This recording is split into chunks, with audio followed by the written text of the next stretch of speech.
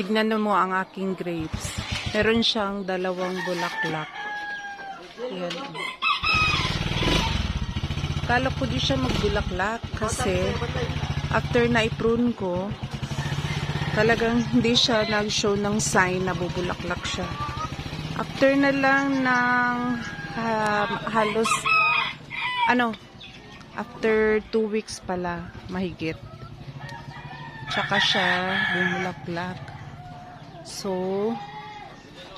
ayan, happy ako kahit na konti lang yung bulaklak niya. Kasi, first time ko ito. First time ko nagpabulaklak ng grapes. So, itrinay ko lang ito na patubuin. So, katawba lang itong mga grapes ko. Yan, meron pang isa dito. Tapos, yan, Yan. Ayaw panlatok.